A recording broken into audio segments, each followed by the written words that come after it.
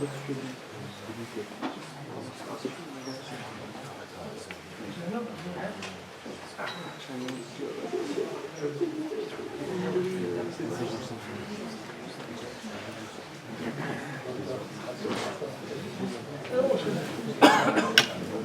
الله الرحمن الرحيم.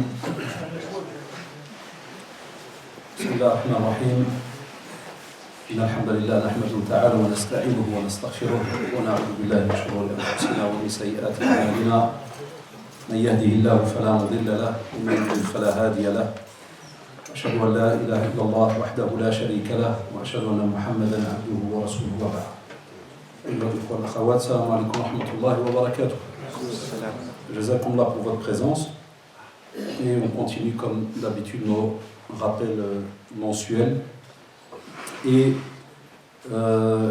il a été donc discuté avec les frères ici, donc le comité, de parler donc de la droiture, l'istiqama.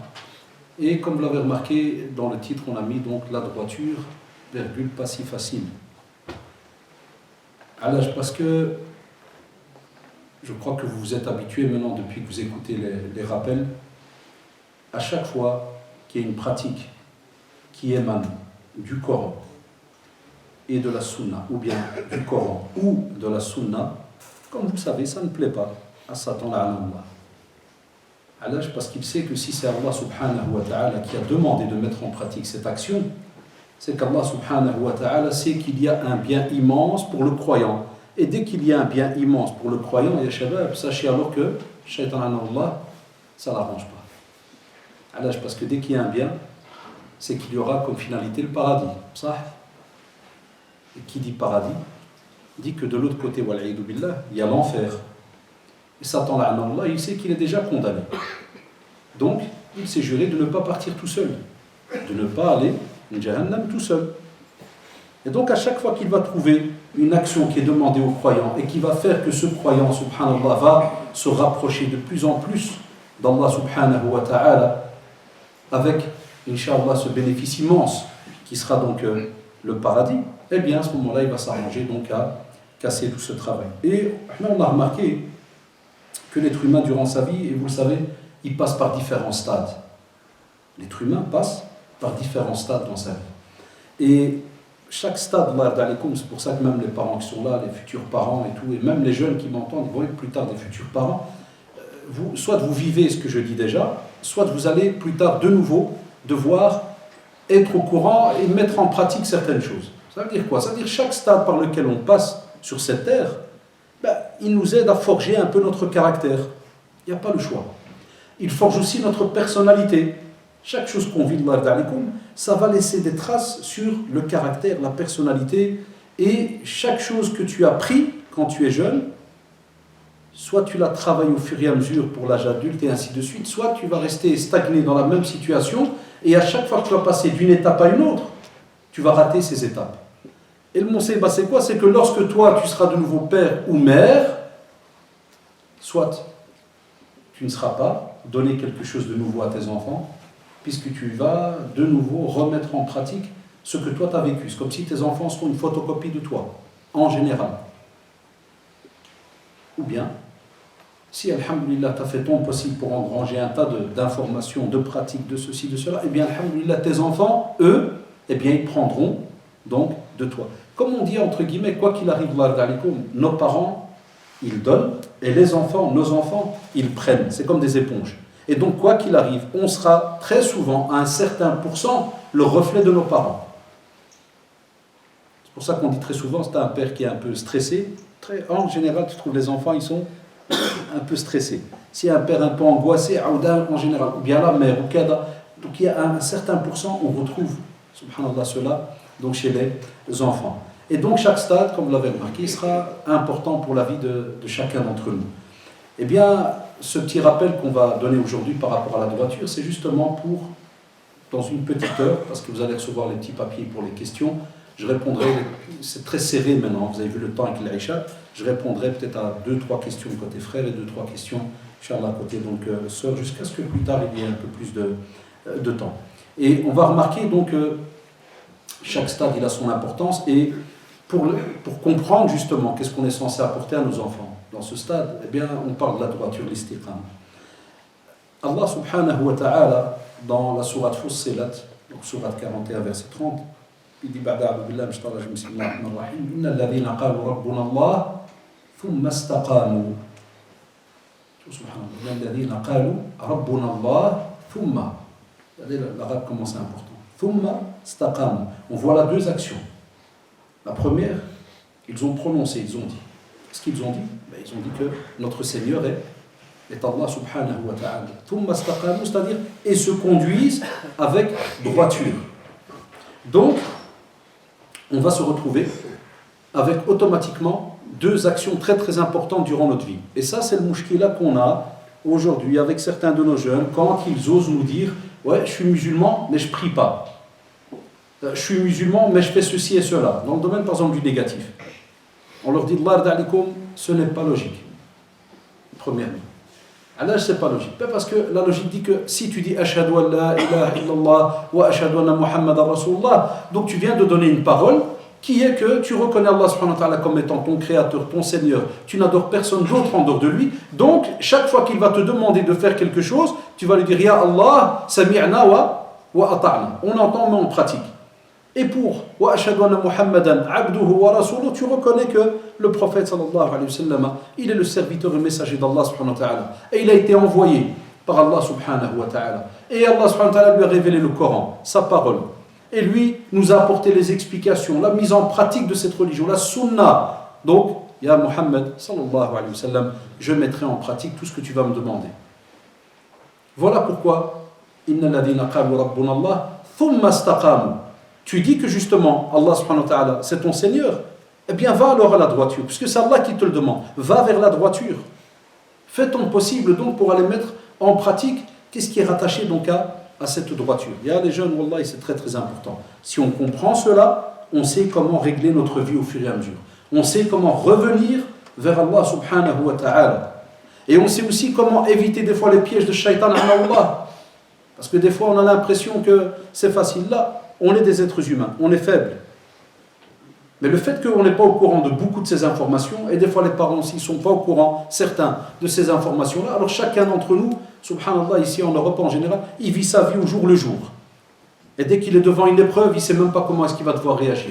Dès qu'il est devant, des fois, quelque chose, il ne sait même pas ce que c'est licite ou pas licite. Ou... Des fois même, ils font l'inverse. Ils vont quand même vers la chose en pensant que... On te dit non. L'istiqama, être sur la droiture, et vous allez le voir, mashallah, ça demande tout un travail durant donc ta vie. Mais avant d'arriver à cette vie d'adulte, eh bien, il y a eu toutes des étapes avant cette vie donc d'adulte. Sufyan ibn Abdillah, radiallahu anhu, il dit, Ya Rasulallah, dis-moi sur l'islam quelque chose, quelques paroles sur lesquelles je n'interrogerai personne d'autre que toi. Subhanallah. Ça, c'était une éducation chez les compagnons. Et on doit avoir ça, nous, avec nos imams, kada, prédicateurs et autres. Toi, tu dis, donne-moi une nasiha, donne-moi un conseil. Même s'il va dire, crains Allah, Allahu Akbar, c'est le plus beau des conseils. Chacun va donner un petit conseil. On doit aussi le faire entre nous et nos enfants. On doit aussi pousser nos enfants à avoir confiance en nous, qu'ils ne soient pas gênés et qui viennent chez nous, les parents, pour nous dire, Al-Walida, donne-moi un conseil, Bardali.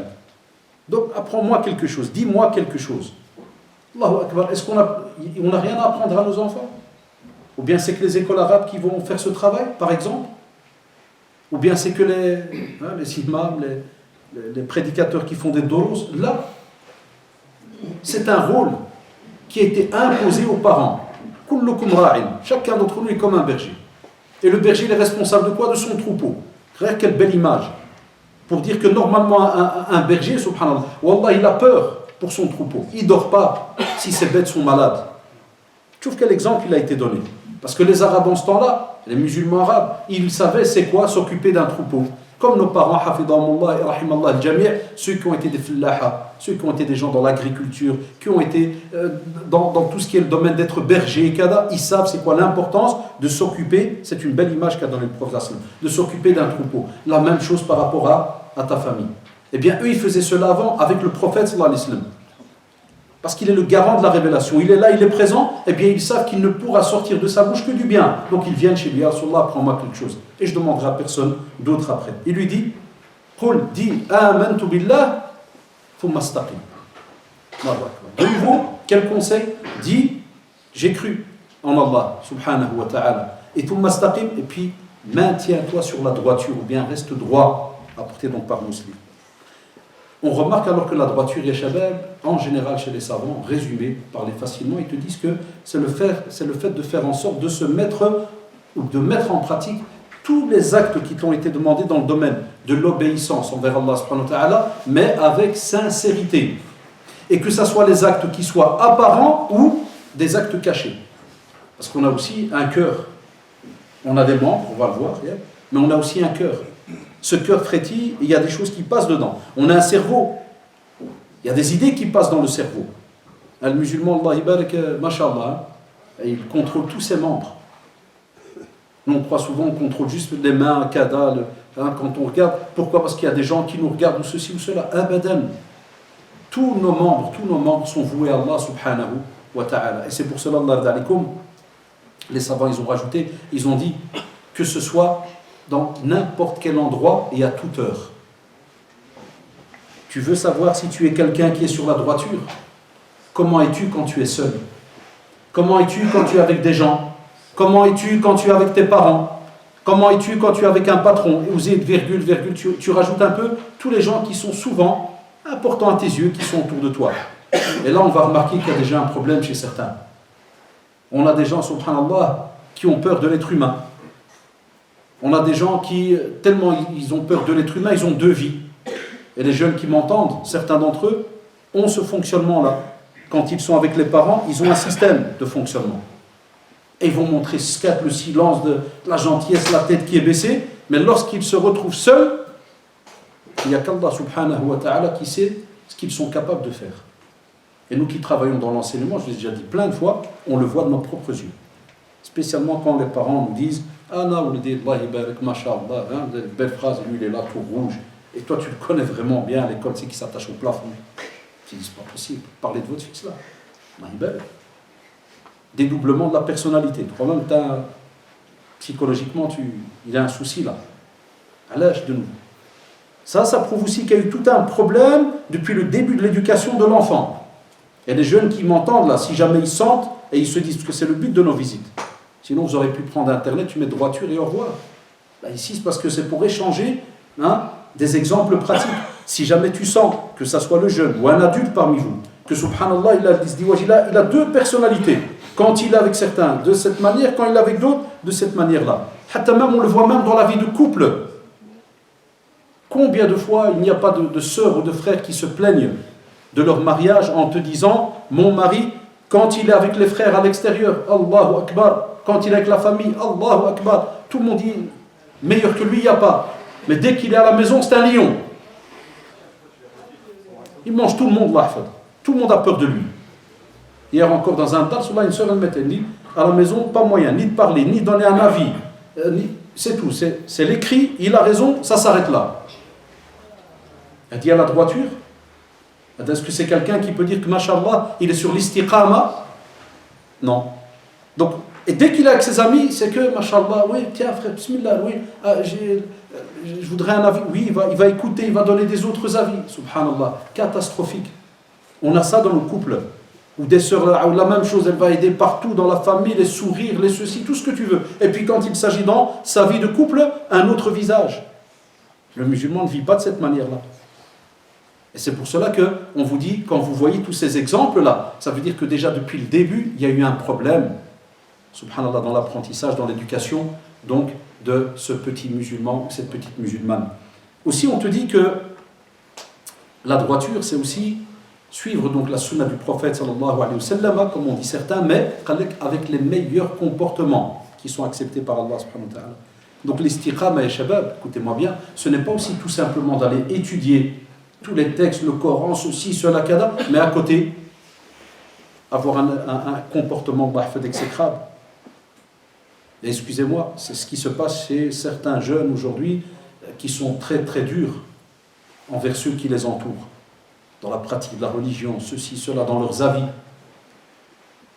Et ils aiment la sunna. C'est pour ça que quand certains jeunes me disent « Ouais, mais on a remarqué, vous ne faites jamais de conférences sur ces gens-là. » Parce que je leur dis qu'Allah les aide. Ils aiment la sunna, mais ils passent leur temps à mettre en garde, à casser celui-là, à sortir l'eau de la religion, à faire kada. Ils ont des listes, ils ont des... Je leur dis « Patientez avec eux, c'est des gens. Ils aiment la sunna, ils aiment Allah et son prophète, mais ils ont un gros souci dans le domaine du comportement. Ils n'ont pas compris l'istiqama. Et je sais qu'à l'avance qu'ils n'aiment pas ce que je dis maintenant. Parce que l'istiqama, tu dois l'avoir dans tout ton comportement. Donc même quand tu parles de la religion aux gens, tu dois avoir une certaine droiture, un certain comportement. Tu ne viens pas les casser, les cadas, les dénigrer, les rabaisser. Tu es censé appeler Allah subhanahu wa ta'ala avec une certaine manière imposée par Allah subhanahu wa ta'ala. Il faut de la sagesse. Et tu vas donner des exemples qui vont attirer, qui vont un peu toucher le cœur, et ainsi de suite. Il n'y a pas le choix. Ce n'est pas des règles que des gens se sont assis, ils se sont dit, tiens, les gars, quelle nouvelle règle on va faire. Non. Tu n'as pas le choix. Aussi, on te dit, Omar radiyallahu anhu, on rapporte qu'il a, lorsqu'il a entendu justement le verset qu'on a cité sur l'istiqama, il dit que